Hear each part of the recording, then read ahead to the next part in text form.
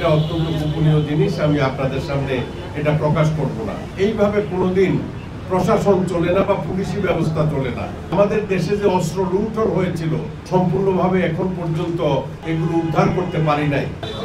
আমি Redwan Ahmed, liberal democratic party এলডিপির secretary general. আমার সাথে আমার সভাপতি কর্নেল অলি আহমেদ সাহেবও ছিলেন, তো উনি চলে গেছেন।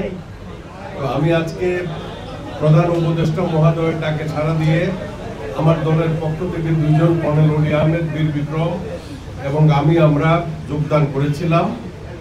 তো প্রধান উপদেষ্টা মহোদয়ের জিজ্ঞাসা ছিল যে আমাদের ঘোষিত নিরপেক্ষ জাতীয় সংসদ নির্বাচনে আমরা কি কি পদক্ষেপ গ্রহণ করতে পারি। তো আমরা আমাদের দলের পক্ষ থেকে কিছু সাজেশন মাননীয় প্রধান উপদেষ্টাকে দিয়েছি। অনেকে অবশ্য আলোচ্য সূচির বাইরেও অনেক কথা বলেছেন, কিন্তু আমার শ্রদ্ধেয় সভাপতি মহোদয় এবং আমরা এই আলোচ্য সূচির উপরেই আমরা আলোকপাত করেছি।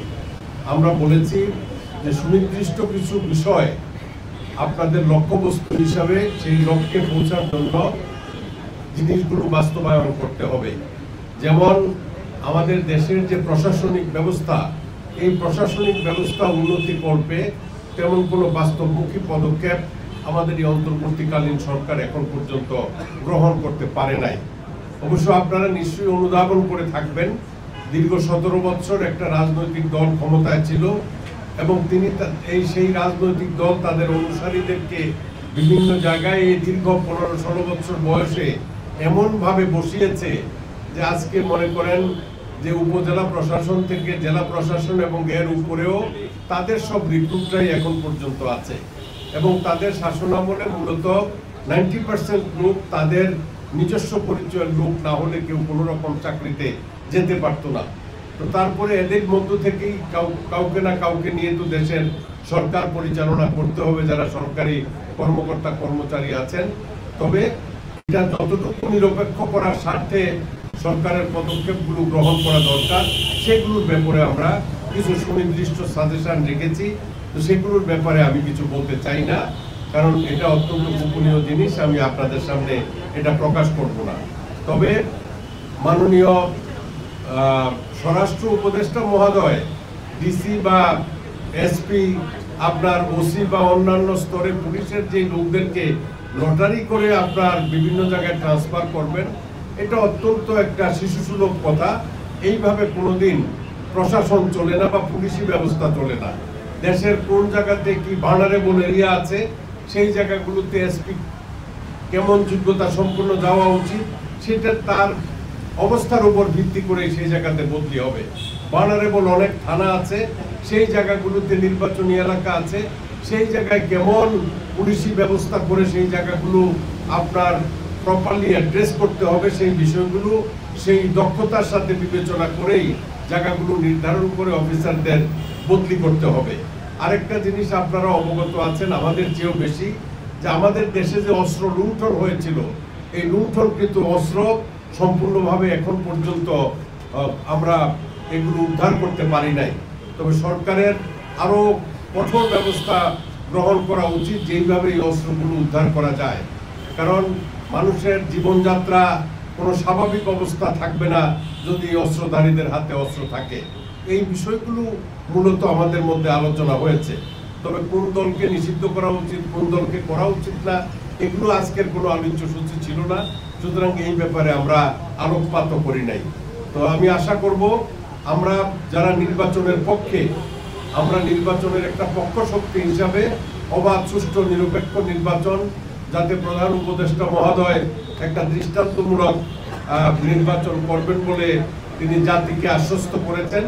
নির্বাচনটি যদি সুষ্ঠু হয় এবং নির্বাচনের মাধ্যমে নির্বাচিত প্রতিনিধিরাই দেশ শাসন করবেন এবং যুগে যুগে কালে কালে সেটাই প্রমাণিত হয়েছে যে একটা নির্বাচিত সরকারই হচ্ছে মানুষের ভোটে নির্বাচিত জনগণের ইচ্ছা আকাঙ্ক্ষার প্রতিফলন ঘটাতে পারে।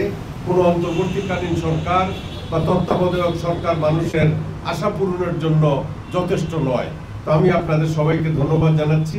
খোদা হাফেজ, আসসালামু আলাইকুম। পিআর পদ্ধতিতে আসলে আলোচনা করার বিষয় ছিল না। আপনারা যারা সাংবাদিক আমাদের চেয়ে ভালো বুঝবেন, ভালো জানবেন, পিআর পদ্ধতিতে দেশ পরিচালনা আমাদের উপমহাদেশে, এমনকি বিশ্বের উন্নত দেশ ইংল্যান্ড এবং আমেরিকাতেও পিআর পদ্ধতি নাই। আমাদের পার্শ্ববর্তী দেশ ভারতে পিআর পদ্ধতি নাই। পিআর পদ্ধতিতে যে সকল রাজনৈতিক দলগুলো আজকে নির্বাচন চাচ্ছেন, তারা কিন্তু ঐক্যমত্য কমিশনের আলোচনার শুরুতে আমাদের যে পার্লামেন্ট, এই পার্লামেন্টে পিআর পদ্ধতি কেউ দাবি করেন নাই। এখন যখন গভর্নমেন্ট একটা শিডিউল ডিক্লেয়ার করছে, কিছু কিছু রাজনৈতিক দল পিআর পদ্ধতি প্রবর্তনের কথা বলছেন।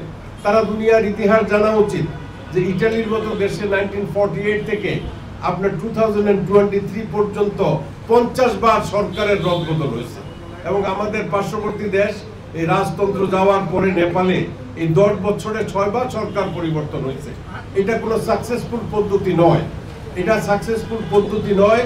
সেই কারণে আমরা যারা দীর্ঘদিন রাজনীতির সাথে সম্পৃক্ত, আমরা মনে করি যে আমাদের দেশে আসন ভিত্তিক নির্বাচন, নেতা নির্বাচন করবে, এলাকার নির্বাচিত হবেন ওই এলাকার যারা ভোটার আছে তাদের ইচ্ছার উপরে, একটা দলের মার্কার উপরে ভোট দিবেন আর নেতারা সংসদ সদস্য পাঠাবেন।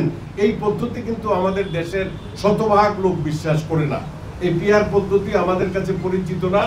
এবং তিনি মাওলানা সাহেব আমার আগে যে কথা বললেন, ওনার নামটা আমি ভুলে গেছি, উনি যেখানে যান পিআর পদ্ধতির কথাই বলেন। তো সেই পদ্ধতি বলতে উনি কি বুঝাইতে চাইছেন সেটা উনি বলতে পারেন। তবে আমরা পিআর পদ্ধতির পক্ষে না, আসন ভিত্তিক নির্বাচনের পক্ষে। এবং বাংলাদেশের যারা মানুষের কাছে পৌঁছার মতো আপনার দক্ষতা অভিজ্ঞতা আছে, তারা কেউ কোনোদিন পিআর পদ্ধতি চাইবে না।